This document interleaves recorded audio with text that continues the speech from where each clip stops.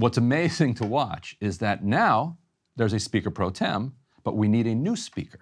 And so who might become our new Speaker? Well, Sean Hannity has some news on that. McCarthy will not seek the speakership again. Now, sources telling me at this hour some House Republicans have been in contact with and have started an effort to draft former President Donald Trump to be the next speaker. And I have been told that President Trump might be open to helping the Republican Party, at least in the short term, if necessary, if it's needed. Okay, so Hannity, we know, is in touch with Trump. Yeah. We know that from lawsuits. And so if this was untrue, Hannity had a way to check with Trump and find out that this wasn't true. So clearly Trump is at minimum interested in having us talk about that. So always happy to do Trump's bidding. Let's do it. Let's talk about it. Well, and he knows Donald Trump is watching, by the way. Oh, yeah, absolutely. That hour on Fox News, he knows Donald Trump is watching. And Hannity was actually asked by somebody, by Jim Jordan. He was talking to Jim Jordan, and Jim Jordan was repeatedly trying to get Jim Jordan to say whether or not he was interested in being speaker. Jordan kept saying, he kept punting and saying that's a decision for the conference to make, et cetera, et cetera.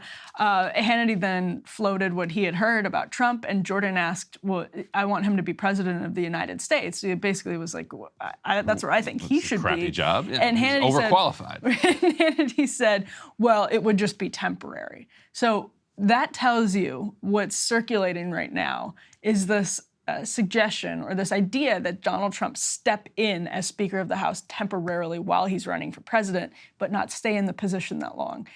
And we actually have, let's put this next element up on the screen, Marjorie Taylor Greene coming out. And again, this tells you what's happening behind closed doors. This is not that long after the chair was vacated.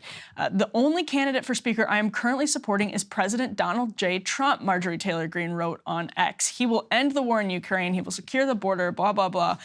She said, we can make him Speaker and then elect him president. He will make America great again. Ryan, pretty clear sign right here that Donald Trump is in the running for Speaker of the House. I don't know how much support he would have. There are a lot of, members who are now jockeying for the position, and we'll get into that in just a second. But clearly, his name is in the running. I mean, Trump loves the story, and clearly he was watching television yesterday, and he's like, oh, wait, the House of Representatives can be on TV. Yeah. And that means I could be on TV running the House of Representatives. The C-SPAN thing seems fun. And now Mike Kevin is gone, so somebody's got to run it. Whether or not that actually happens, we'll see, because there are a bunch of other people who are jockeying for it. And so, as you said, Jim Jordan was on Hannity last night, not knocking down the idea that he was interested. So basically, if the conference, if he can round up support, he'll want to go for it. Yeah. Steve Scalise, it's been reported, was making some calls. Matt Gaetz had said, hey, if Scalise gets it, that's wonderful. You got Tom Emmer. Yep. Is there a difference between these people that viewers should care about, like Emmer, Scalise, Jordan?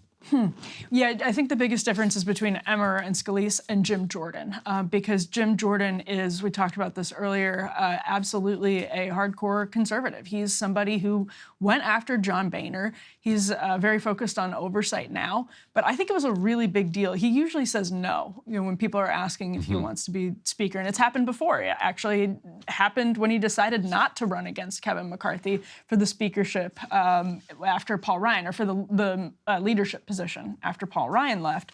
And so he doesn't really want it. And interestingly, Matt Gaetz said yesterday that they need somebody for speaker who doesn't want to be speaker.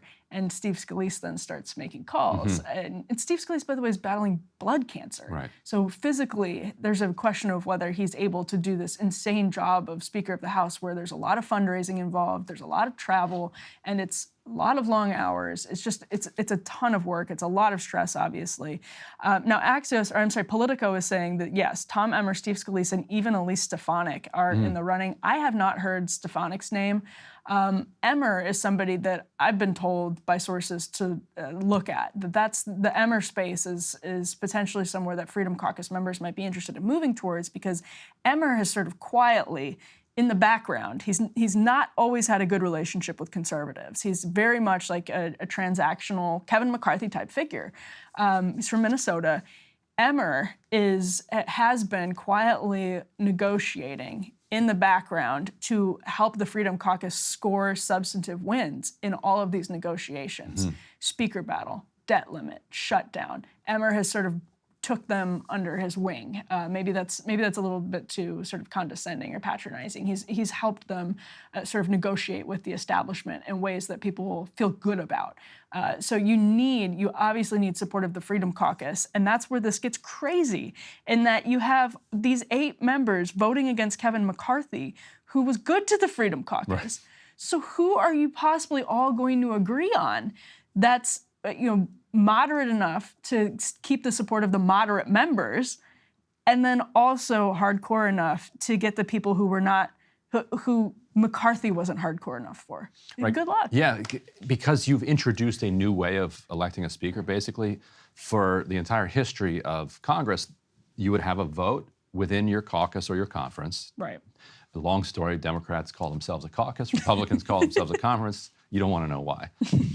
And so you'd have a closed-door vote, and let's say Pelosi wins or Gebhardt wins, and it's a close race.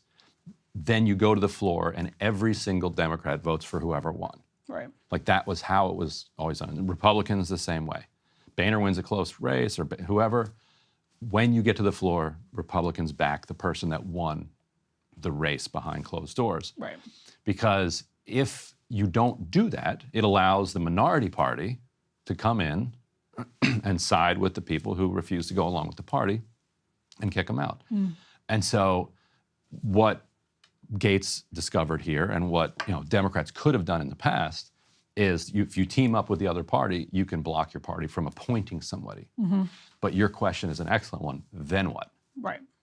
Like if they can do it, then other people can do it as well. Right. So how do you get a speaker? Well, and you remember this, Jim Jordan's problem has long been that he's not, the moderates, the centrists in the Republican conference will have a hard time getting behind Jim Jordan. Now, that may not be the case. I suspect it wouldn't be the case anymore, because Jordan has proven himself a capable leader of various committees, and he's proven that you can work with Jim Jordan. And that's in some ways why people in the conservative movement are like, what's going on with Jim Jordan? But I think basically everybody would get behind Jim Jordan. He's a pretty, to the extent there's a consensus candidate, I think it's probably Jim Jordan. I'm surprised, but I'm surprised that Gaetz has been so willing to float Scalise and Emmer's names, and he has floated both of those names, honestly, because they're so obviously at least the same as McCarthy, if not worse.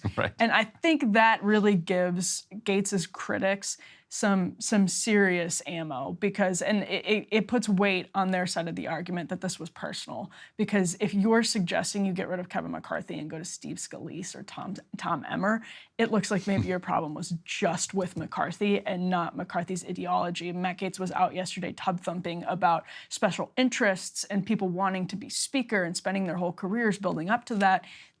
Tom Emmer and Steve Scalise embody the problems that he was raging against yesterday. So it's quite amusing that he would float their names. And we got to move on pretty quickly. But curious for your take on this. McCarthy suggested that the reason that Democrats didn't back Kevin McCarthy, didn't bail him out, and Democrats have publicly said that it was because McCarthy lied about, he hurt their feelings over the weekend by saying that they were they wanted a government shutdown. That's just transparently not a credible claim to make. You don't make major decisions based on whether your feelings are hurt, what somebody says on a Sunday show. So the question, well, Emily does, but the question remains open then. So why didn't Democrats help? McCarthy's theory was that he's a very good fundraiser. Democrats want to take back the House. If you take tens of millions of dollars off the table, that hobbles them a little bit. And if Scalise, like you said, replaces him and can't travel because he's getting chemotherapy for blood cancer, I mean, this is cynical, gross stuff, but that's tens of millions and more potentially off the table, because rich people often don't just hand over money. They ought to if they care about the project, but they have to be wined and dined, and it takes work to extract that money from their bank account. They're just not wiring it over. So does this help Democrats take over the House? That's a really good point. And this is another one of the things that Kevin McCarthy just dripped out yesterday. We were talking earlier about how it was so chaotic yesterday that these, what would be like huge pieces of information, revelatory information. And he said he got this from sources inside the Democratic caucus. He told a story about when he took over. He was talking to Nancy Pelosi, or when he was going through these 15 ballots, and she was like, well, what do they want? What's wrong? And he said, they want the motion to vacate. And she was like, just give it to them. This is Kevin McCarthy saying this yesterday at a press conference after he lost the vote, where he is just like, the sour grapes are exploding. Yes. I mean, he's bitter, but he's also trying to convince people that he's totally fine. It's like after a I'm not breakup, mad. he's like, do not "Listen, print in the newspapers that I'm mad. he's like, you know me, like I'm an optimist, but screw this place. Everything is going to burn down." He was doing both of them at the same time, but he said Nancy Pelosi basically promised that Democrats would back him up if Republicans had a motion to vacate. Hakeem Jeffries, you made this point yesterday. Maybe Kevin McCarthy should have made his deal with Hakeem Jeffries and not Nancy Pelosi. Nancy Pelosi missed the vote. She's in California for Dianne Feinstein's funeral. And acting speaker Patrick McHenry from California, who is now the interim speaker because of a post-9/11 law for the security of government and all of that, took away her hideaway, which is another crazy, like it's one of the little first tiny things office he did. in Capitol Hill. Yeah, so there's stuff is getting crazy. But basically, Kevin McCarthy revealed that yesterday. Yeah, he should have made a deal with Jeffries, not Should have the made a deal with outgoing Jeffries. Speaker. Yeah.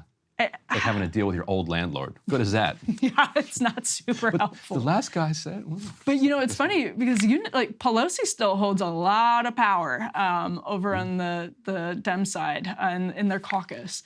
And she's obviously was very close with Dianne Feinstein, and I imagine is not involved in the drama as much as she would be if she were here in D.C. and not mourning Dianne Feinstein. But it's quite interesting that she didn't step in and tell Jeffries not to whip that vote, because clearly he was whipping that vote.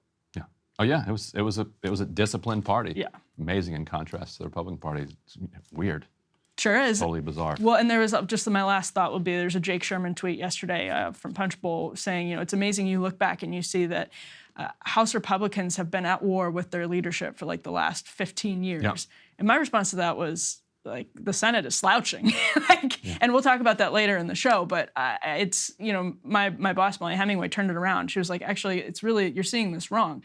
It's really, or my boss, Sean Davis, said, it's really that the leadership has been at war with the Republican voters for 15 years. And what you're seeing are these occasional sort of breaking points, to use a phrase, with the base. Because the base wants it. Good time. Hey, if you liked that video, don't forget to hit the like button and subscribe to Breaking Points. If you want to see the rest of Counterpoints, go to breakingpoints.com to become a premium member and get the full uncut show every morning in your inbox and on Spotify. Help us build independent news and get the full show every morning at breakingpoints.com.